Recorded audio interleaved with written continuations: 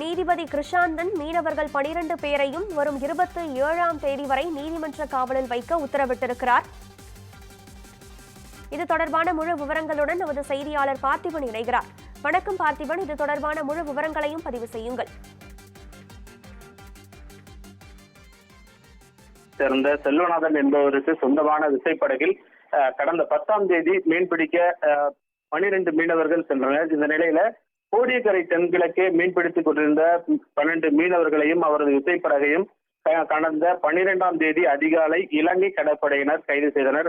அதாவது எல்லை தாண்டி மீன்பிடித்ததற்காக இலங்கை பருத்தித்துறை கடற்பரப்பில் கைது செய்யப்பட்டதாக அந்த நாட்டு அரசு அறிவித்திருந்தது. அதனைத் தொடர்ந்து அந்த 12 மீனவர்களும் ஊர்காவல், அதாவது பருத்தித்துறை ஊர்காவல் நீதிமன்றத்தில் ஆஜர்படுத்தப்பட்டனர்.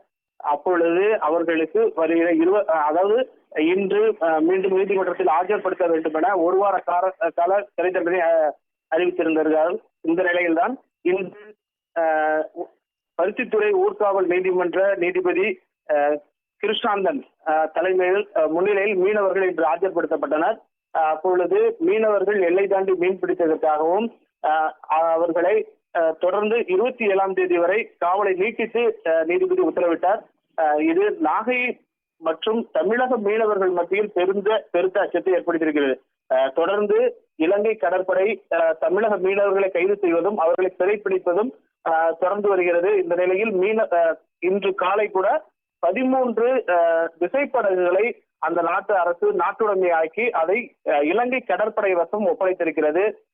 இது போன்ற சூழலால் நாகை மற்றும் தமிழகம் முழுவதும் உள்ள மீனவர்கள் மத்தியில் ஒரு அச்சத்தை ஏற்படுத்தியிருக்கிறது. கனகதாரா, நாகை மீனவர்கள் 12 பேர் இலங்கையின் யாழ்ப்பாணம் சிறையில் அடைக்கப்பட்டிருக்கின்றனர். இது தொடர்பான முழு விவரங்களையும் பதிவு செய்தமைக்கு நன்றி பார்த்திபன்.